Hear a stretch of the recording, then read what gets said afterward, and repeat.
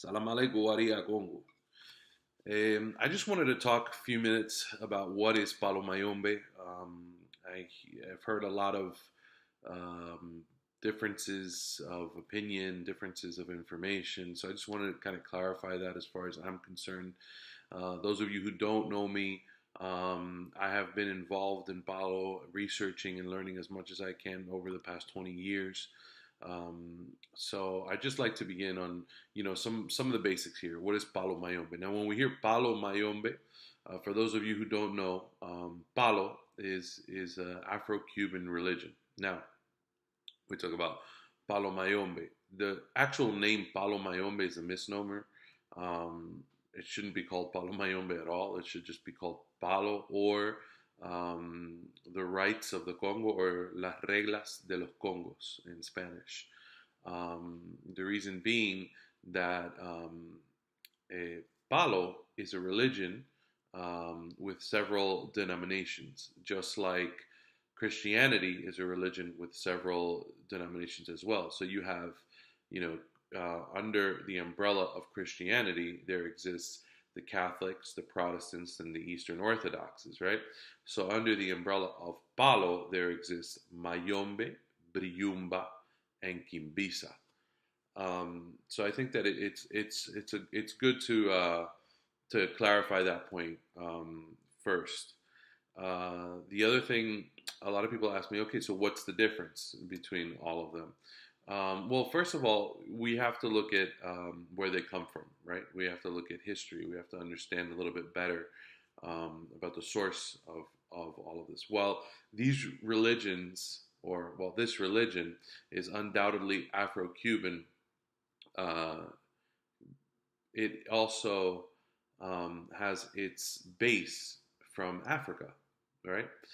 So I always like to say that all religions are man-made, right? Um, they're basically cultural expressions that illustrate the connection that man has with God. That's a whole different topic, but basically, um, Palo is the Afro-Cuban expression of religion, right? Mainly coming from the Congo. Now, this is another point that we have to clarify on. When we say the Congo, they have a lot of people who say or who believe that Congo is pretty much the same thing as what we see today in the Democratic Republic of the Congo.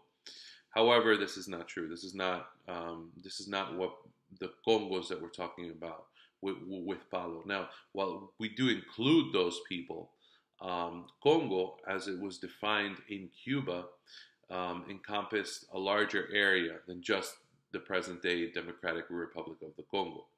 So you have different, I guess, different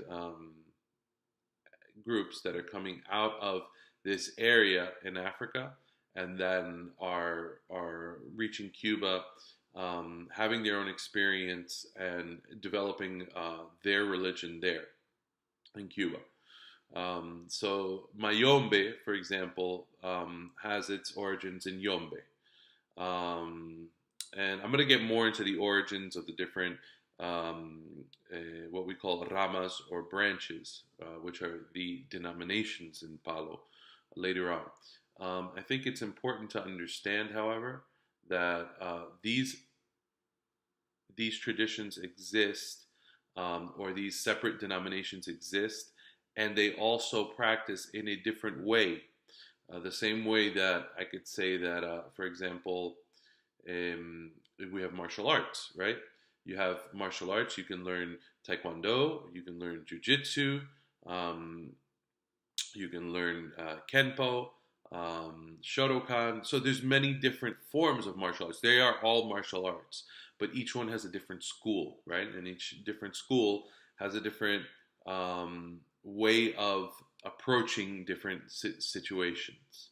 So that's basically the main difference that you're going to see between the different, what we call ramas or branches.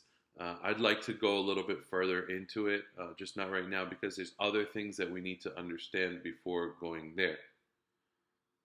Now, this being an Afro-Cuban religion, there's a lot of syncretism, right?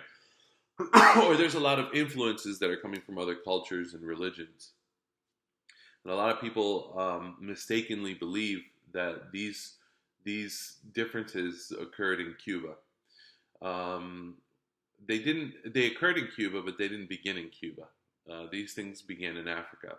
So I strongly encourage you to look at African history, to look at the history of the Congo, of the kingdom, beginning with the kingdom of the Congo, Congo Diantotila, and then you'll also see the history of Angola, et cetera, et cetera, et cetera. And it's going to, I guess, clarify these things for you. The other thing that I would like to point out is that Palo is not the dark side of Santeria. Santeria is a pejorative term we prefer not to use. Normally, it is used to describe the religion of, it's another Afro-Cuban religion that's practiced by Lukumi, right? So Lukumi is another African ethnic group that got to Cuba from what is today known as Nigeria.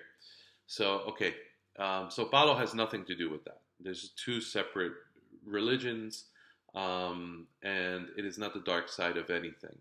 Uh, it is no darker, or it doesn't preach anything negative any more than any other religion does. I mean, you can use the Bible to do witchcraft if you want to, right? So it's the same thing with Palo. I mean, what you do as right or wrong, that is up to you as a practitioner or as a priest. You know, of course, reaching that level, you should be aware of the consequences of the things that you do as well. So it's good to know that Palo is not the dark side of Santeria. Um, Another controversial topic I'd like to go over another day is Palo and how it. A lot of people say that it works with the dead. The dead, the dead, the dead is a huge thing, right? Spirits. It is and it isn't. Again, uh, it depends on the denomination of Palo that you're working in. While it is primarily an animist religion, believing in the existence of spirits, it also it also believes in the existence of the spirits of nature, and it divides those two into separate categories. One is called Mpungu, the other one's called Mfwidi. And then even within those categories, they can be broken down further. You know, they can get broken into like Mfwidi, Kinyula, Mfwidi, and Toto. And then within the Mpungo, you have the Mpungos of Lango, of water. So anyway, the point is that it's not just working with the dead like some people think. It's working with different types of spirits. If you have any questions, feel free to hit me up. I hope that I clarified some questions that you may already have before you saw this. Thanks. Anyhow, if you're interested in learning a little bit more about the origins of Palo Mayombe, please take a look at my course on Udemy. It's udemy.com/Palo Mayombe Africa. I'm putting a link to that on the bottom. Thank you.